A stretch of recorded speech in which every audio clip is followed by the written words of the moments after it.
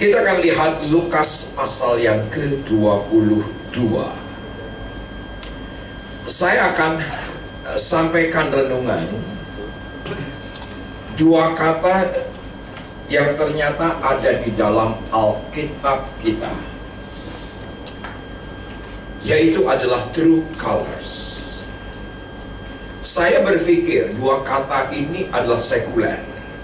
Saya berpikir dua kata ini adalah duniawi.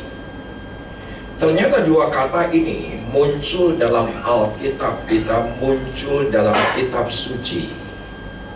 Dan dua kata ini akan kita bahas, yaitu adalah true colors. Sepakat dengan saya, hidup ini berwarna. Hidup ini sangat berwarna. Perkawinan saya berwarna, keuangan saya berwarna, pelayanan saya berwarna. Hidup sangat berwarna. Dan satu kali kelak, ada dua kemungkinan ketika kita berjumpa dengan Yesus privately, bukan korporat, tapi privately. Dua kemungkinan saja. Yang pertama, kemungkinan yang pertama, dan ini semua yang kita inginkan kita dengar. Sabaslah hambaku yang setia, masuklah dalam perhentian Tuhan. Kemungkinan yang kedua adalah, enyahlah daripadaku engkau pembuat kejahatan. Hanya itu saja dua possibility yang kali nanti kita dengar. Yang saya yakin, ketika dia berkata sabaslah hambaku yang setia, setelah dia dapati, iman kita warnanya sejati, pengharapan kita warnanya sejati, kasih kita, pelayanan kita, apa saja yang kita perbuat bukan warna yang abal-abal, tetapi dia ingin yang true colors, warna yang sejati. Dan saudaraku, sepakat nggak dengan saya? Gereja sangat berwarna. Dan menurut saya, kumpulan komunitas yang paling berwarna adalah Full Gospel.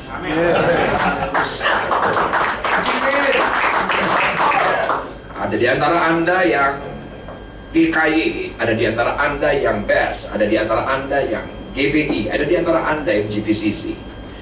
Atau mungkin juga ada di antara Anda yang tidak ke gereja sama sekali. Tapi minimal semua kita berwarna.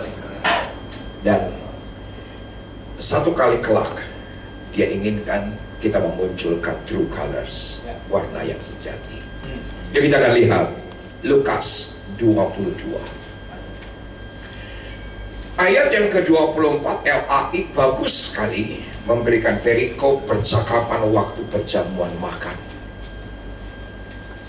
Dan ternyata di ayat yang ke-24, apa isi konten daripada percakapan?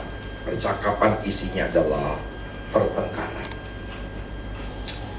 Di antara 12 murid, mereka bertengkar siapa yang dianggap terbesar. Bagi yang mengambil buku catatan bisa langsung dicatat. Kata dianggap artinya adalah belum tentu. Saya menganggap paling keren, ternyata ada yang lebih keren. Hamdani lebih keren pagi hari. Saya menganggap bahwa saya paling diurapi, ternyata ada yang lebih diurapi. Saya menganggap saya paling kaya, ternyata ada yang lebih kaya. Saya menganggap chapter saya paling berhasil, ternyata ada yang lebih berhasil. Kata dianggap artinya adalah belum tentu. Tolong lihat tangan saya. Yang sudah lihat katakan yes. Di atas langit ada langit, ujungnya Tuhan. Di atas langit tetap ada langit, dan ujungnya adalah Tuhan. Ketika pertengkaran sedemikian rupa semakin memanas, terpaksa Yesus harus intervensi. Perhatikan ayat yang ke-31. Kalau tidak diintervensi, Alkitab akan mencatat 12 murid wrestling. Mereka bergulat. Simon lihat iblis telah menuntut untuk menampi kamu seperti gandum. Yesus tidak panggil dengan nama baru, tapi nama lama. Simon nama lama, manusia lama. Petrus nama baru, manusia baru. Saulus nama lama, manusia lama. Paulus nama baru, manusia baru. Yakub nama lama, manusia lama. Israel nama baru, manusia baru. Saya sedang berpikir akan ganti nama. Muhammad Rizal Solihin kayaknya lebih bagus kalau Muhammad diganti Matthew, Riza diganti Romeo, akan jauh romantis. Solihin diganti Stefanus, pasti di kampung-kampung akan jauh lebih menarik. Kalau KKR spanduknya pendeta Matthew, Romeo, Stefanus. Saya sempat diskusikan dengan Elsa istri saya. Dari raut wajahnya dia kelihatan keberatan, karena dia tidak ingin Elsa diganti nama menjadi Juliet. Bukankah Romeo pasangannya Juliet? Nggak usah dibahas. Kita lihat ayat 32. Tetapi aku telah berdoa untuk engkau supaya imanmu jangan gugur. Dan engkau, jikalau engkau sudah insaf, kuatkanlah saudara-saudaramu. Jawab Petrus apa? Tuhan, aku bersedia masuk penjara dan mati bersama-sama dengan engkau. Ayat 34 menarik. Walaupun Anda tahu ayat ini, Anda jangan bilang begini, nggak perlu gue baca, gue udah tahu. Tapi kita baca 2 kali, agar seluruh kebenaran yang pernah Anda tahu akan ayat ini tiba-tiba pewahyuan muncul. Walaupun Anda, saya tahu persis. Tadi Kim bilang begini, itu si Jos, murid sekolah minggu gue. Jos dari kecil sudah Kristen, pasti tahu ayat ini. Tetapi dengan segala kerendahan hati, baca 2 kali. Di seluruh kebenaran yang pernah Anda dengar pendeta khotbah, tetap baca 2 kali. 2, 3, ya. Yesus berkata, aku berkata kepadamu, Petrus, hari ini ayam tidak akan berkokok sebelum engkau 3 kali menyangkal bahwa engkau mengenal aku. Ini reminder. Katakan bersama dengan saya, reminders. Ini adalah warning. Ini adalah early reminders dari Yesus. Sekali lagi kita baca 2, 3, ya. Tetapi Yesus berkata, aku berkata kepadamu Petrus, hari ini ayam tidak akan berkokok sebelum engkau 3 kali menyangkal bahwa engkau mengenal aku. Sepakat dengan saya, Yesus tahu besok ayam akan berkokok.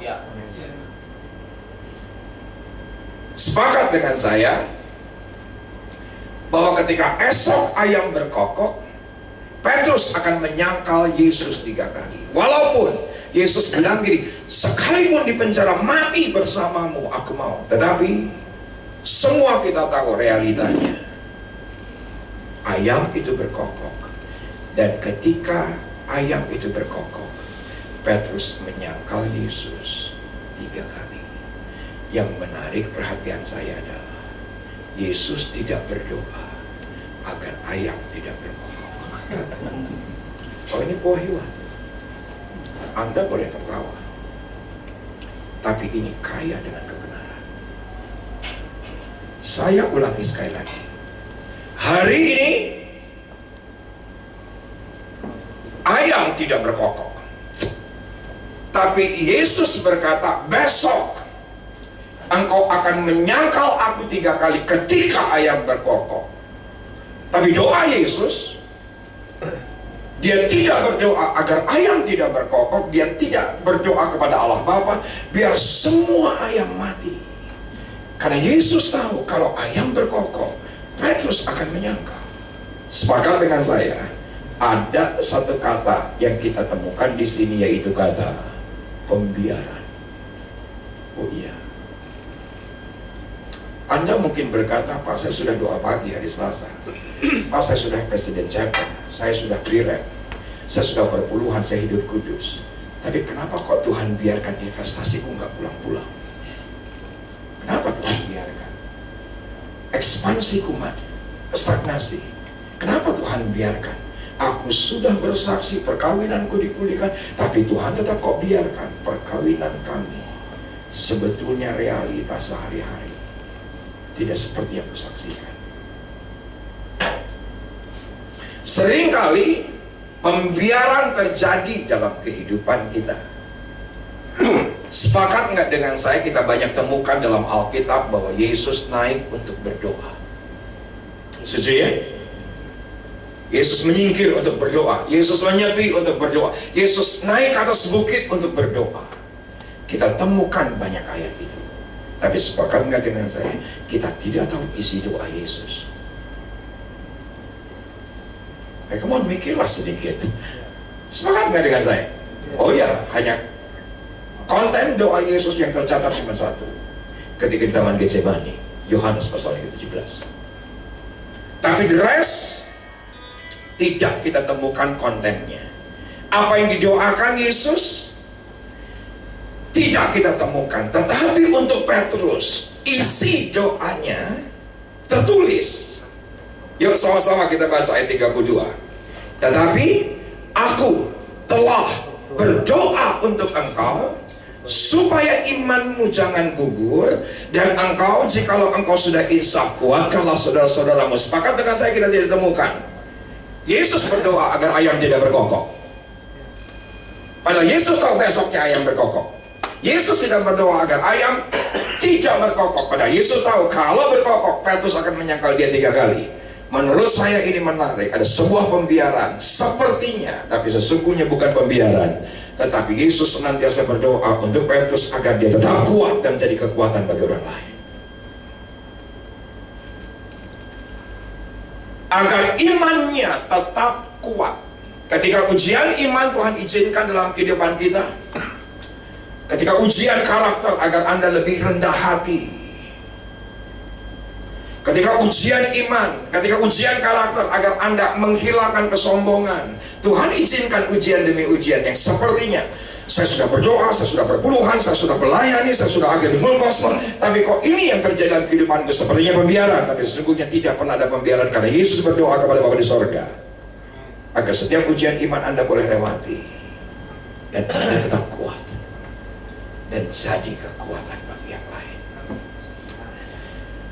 Pertanyaan itu sering kali muncul ketika banyak orang konseling kepada saya. Kenapa Tuhan izinkan ini, Pak? Kenapa Tuhan izinkan ini, Pak? Saya sudah berdoa, saya sudah puasa, Rasul sudah tumpang tangan, Nabi sudah ke rumah. Kenapa kok Tuhan biarkan? Sebetulnya tidak ada pembiaran. Di luar kontrol kita. Yesus berdoa agar Anda tetap kuat dan jadi kekuatan bagi yang lain. Saya tahu cerita ini basi, tapi boleh ya aku ceritain lagi ya? Boleh. Anda lihat substansi yang lain, Anda lihat angle yang lain. Dan angle-nya bagus karena ini pertanyaan muncul dalam hati saya bertahun-tahun, terjawab sudah. Dan saya bersyukur karena sudah terjawab. Setelah saya punya Bella usianya 30 tahun, menantu saya namanya Stephen, saya sudah punya 2 cucu, Kayla dan Kenneth. Semua tahu ceritanya. Ketika setelah saya punya Bella, saya punya kerinduan luar biasa, ingin punya anak laki-laki. Itu pasti normal. Ketika istri saya hamil, tak doa, no, laki-laki. Ketika di USG, thanks God, laki-laki. 9 bulan, Elsa ngotot ingin tetap normal, tidak ingin sesar. Pagi tanda kelahiran tiba, tiba-tiba ada rembesan air yang adalah air ketuban. Berarti kelahiran akan datang. Langsung saya bawa ke RSPI. Sampai di RSPI dokter bilang ini baru pembukaan 1. Kalau mau disesar bisa langsung dieksekusi, tapi istrimu minta ini lahir normal, jadi harus tunggu pembukaan 10. Jam 4 sore pembukaan 5. Setengah 5 sore janin yang sudah menuju ke kelahiran tiba-tiba berbalik dan rahim Elsa pecah. Ternyata itu yang namanya Ezra, bayi itu beratnya 3,8 kilo. Mungkin dia di dalam gym, dia udah member celebrity fitness dari sejak di rahim. Dan apa yang terjadi? Ketika di depan saya UGD Pondok Indah banjir darah. Dokter, suster rushing, masukin ke lift, banjir darah. dari lift menuju ke ruang operasi, itu darah di mana-mana. Dan dokter mengatakan Elsa kehilangan 4 liter darah segar. Saya bersyukur. Ternyata dokter ICU, dokter anestesi itu aneh. Dokter kandungan yang mengeksekusi Elsa, golongan darahnya sama. Ketika proses sesar berlangsung, transfusi darah dari tubuh ke tubuh. Kalau nunggu PMI, udah gak ada sekarang. Percaya saya lah. Birokrasinya luar biasa PMI. Seolah-olah gak peduli menyawa orang. Itu transfusi darah dari tubuh ke tubuh. Disesar, dan apa yang terjadi? Rahim sudah dalam keadaan koyak. Dokter dengan usahanya, dia jahit di luar, dan dimasukkan lagi ke dalam, ditutup, itu yang namanya perut. Dan ketika janin itu diperlihatkan, Pak, semuanya tampak sempurna. Tapi karena baru 30 menit dikeluarkan, maka janin itu sudah makan kotoran perut di dalam perut ibunya. Makan infus yang dalam perut ibunya, ya semua yang ada dalam perut ibunya diminum dan dimakan. Itu loh, rahimnya pecah kok. Harus dibawa ke rumah sakit harapan kita. Ketika sampai di rumah sakit harapan kita, ibu kandung saya bilang gini, bisa doa mama ke Allah Subhanahu wa Ta'ala, karena mama gak pengen punya banyak cucu Kristen. Dan besoknya Esra meninggal dunia. Pertanyaan saya adalah, sepakat enggak pagi itu Yesus tahu, sore rahim Elsa akan pecah? Dia tahu. Sepakat enggak dengan saya, Yesus tahu bahwa besoknya Esra akan meninggal? Bukankah lebih cantik, Pak, kalau mati bangkit, lumpuh berjalan, sakit sembuh, kan jadi kesaksian dan kemuliaan, betul enggak? Kita mikirnya begitu. Tapi sekarang saya sudah terjawab. Kenapa Yesus biarkan? Saya tahu sekarang. Dia tetap berdoa kepada Bapa di sorga, agar Muhammad bisa Solihin tetap kuat dan jadi kekuatan bagi orang lain. Itu keren, luar biasa. Nangkep nggak khotbahnya? Ya. Clear? Anda berdoa agar persoalan ditengking. Anda berdoa agar sakit penyakit ditengking. Anda berdoa agar investasi semuanya balik, semuanya cuan. Terkadang Tuhan izinkan. Dan ketika Tuhan izinkan, Dia tidak berhenti untuk backup Anda. Karena Dia tetap berdoa kepada Bapa di sorga, agar setiap ujian iman yang Anda lewati, Anda tetap kuat dan jadi kekuatan bagi yang lain. Itu keren. Betul ya? Elsa hamil lagi, dan apa yang terjadi? Dokter bilang ini, Kade Kang, ya mah kamari hasil obrasan saya bisa bebus deh. Pecah lagi nih, hati-hati. Nanti kalau misalnya ini anak udah agak cukup membesar, 7 bulan, angkat saja. 8 bulan, angkat saja, daripada pecah lagi. Dan bener aja, ternyata rahimnya Elsa, hasil jahitan dokter 4 tahun sebelumnya, itu bocor, Bang. Ketika Kesia lahir, jantung dan paru-paru Kesia itu sudah terendam air karena rahimnya bocor. Dimasukkan ke rumah sakit harapan kita dengan cara Tuhan yang ajaib dan indah. Saya tidak pernah bisa lupa, 1 minggu di rumah sakit harapan kita, saya sudah mulai belajar melayani. Dan Anda tahu, selama seminggu ada 4 suster rumah sakit harapan kita memberi diri dibaptis selama. Ajaib. Dan Kesia sekarang sudah berusia 18 tahun. Puji Tuhan. 12 tahun yang lalu, kau hamili lagi istriku. Lahir Shalom, cantik luar biasa. Ibu kandung saya falling in love dengan Shalom.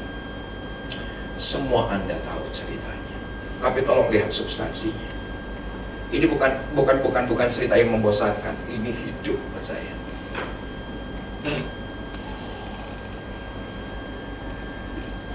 Shalom jadi pembicaraan di gereja.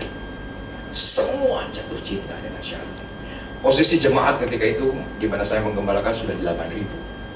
Semua jatuh cinta dengan Shalom. Ibu saya falling in love dengan Shalom. Keluarga besar saya falling in love dengan Shalom. Dan apa yang terjadi? Satu pagi, semua bayi Indonesia setelah diberikan ASI disendawakan. Dan ketika siangnya apa yang terjadi? Itu yang namanya ASI yang seharusnya naik dan menuju ke perut. Beberapa tetes masuk ke paru-paru. Hitungan hari kan, itu ASI berubah menjadi virus. Hitungan hari kan, itu ASI jadi bakteri. Shalom hanya berusia 7 minggu dan meninggal dunia. Sekarang saya tahu, walaupun saya berdoa agar Tuhan sembuhkan Shalom, saya berdoa agar Tuhan nyatakan mukjizat. Ketika itu ratusan pendoa syafaat setiap hari ada di Rumah Sakit Harapan kita. 2 jam keluar, 2 jam datang, 2 jam datang, 2 jam pergi. 24 jam selama 2 minggu. Itu estafet di rumah sakit. Dan semua pendoa syafaat, tenang Pak Gembala, semuanya oke, tenang Pak Gembala, demonstrasi kuasa Allah dinyatakan. Toh akhirnya Shalom tetap meninggal. Sepakat gak dengan saya? Pagi itu Yesus tahu beberapa tetes akan masuk ke paru-paru. Oh, dia nggak penting, bro. Apakah Yesus tahu besoknya ayam akan berkokok? Yesus tahu, tapi dia tidak berdoa agar ayam tidak berkokok.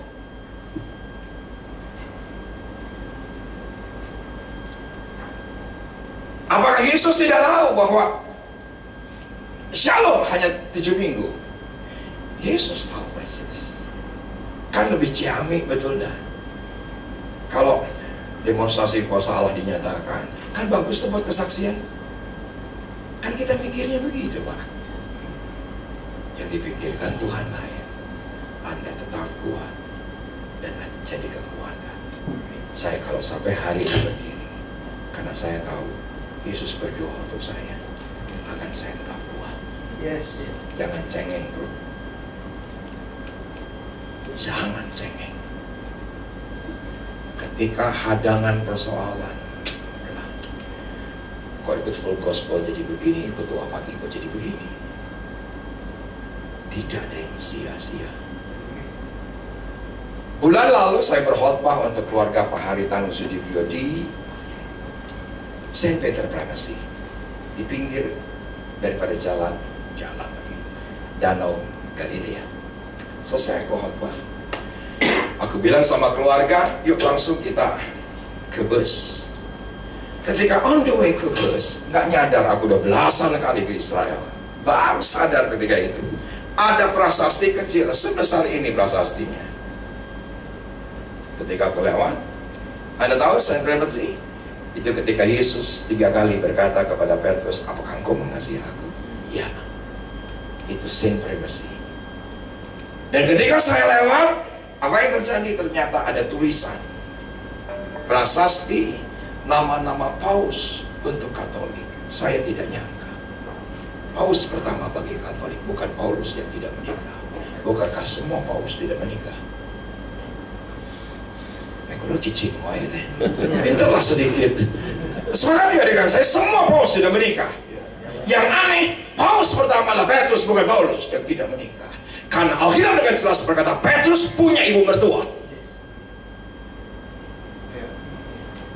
Sepakat nggak dengan saya? Yesus tahu besok nih orang akan nyangkal aku 3 kali. Tapi dia berdoa agar tetap kuat, karena Yesus tahu ujung dari kehidupan kita. Ya. Dia tahu endingnya. Walaupun Anda berkata aku udah gak kuat, debt collector datang terus. Aku udah gak kuat. Investasi ini salah, investasi itu, investasi ini salah, kerja di sini salah, kerja di situ salah. Anda bilang Anda tidak kuat. Anda harus kuat karena Yesus senantiasa berdoa dan Yesus tahu ujung hidupmu kayak apa. Luar biasa. Saya closing Yakobus 1. Saya tutup. Yakobus 1 ayat yang kedua saya tutup. Good.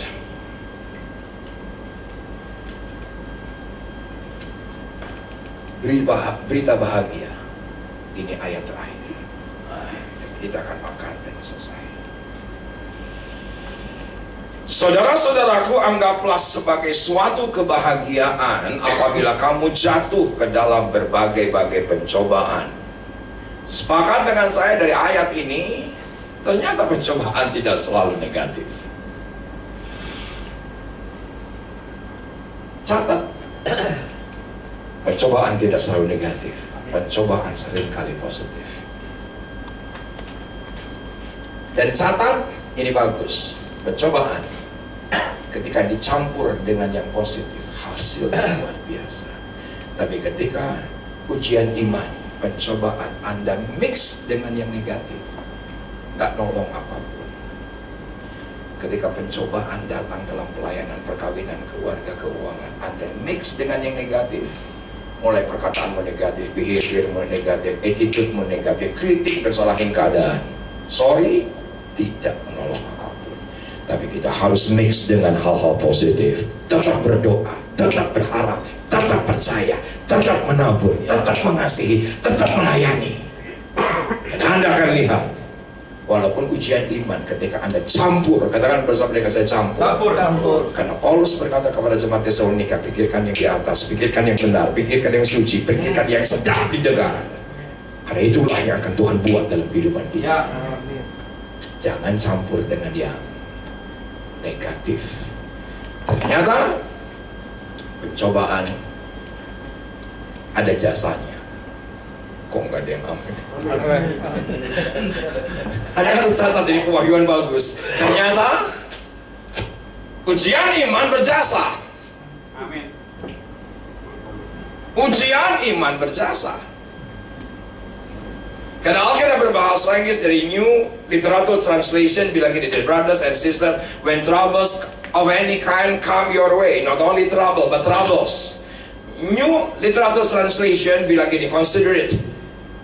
Ternyata ketika pencobaan troubles demi troubles datang menghadang jalan kita, pertimbangkan itu, karena itu akses untuk kita menerima di gereja. Saya tutup di ayat yang ketiga, sebab kamu tahu bahwa ujian iman terhadap imanmu itu menghasilkan ketekunan. Alkitab berbahasa Inggris, the message, you know that under pressure, ketika perkawinanmu under pressure, keuanganmu under pressure, investasimu under pressure, pelayananmu under pressure, Alkitab berbahasa Inggris, the message bilang ini, your faith life is forced, bahwa kehidupan imanmu itu di dalamnya ada kekuatan untuk apa? Open and show true colors. Alkitab berbahasa Inggris tidak menggunakan kata ketekunan. Alkitab berbahasa Inggris menggunakan kata warna yang sejati. Ternyata kata true colors muncul di Yakobus 1 ayat yang ketiga. Bukan menggunakan kata ketekunan, tapi menggunakan kata warna yang sejati. Ternyata pencobaan ujian iman jasanya besar untuk memunculkan warna yang sejati dalam hidup.